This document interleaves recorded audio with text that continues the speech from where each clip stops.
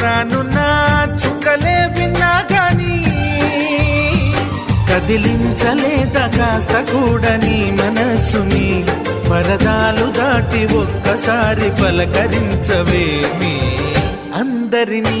ఇలా వెంటపడి అడగాల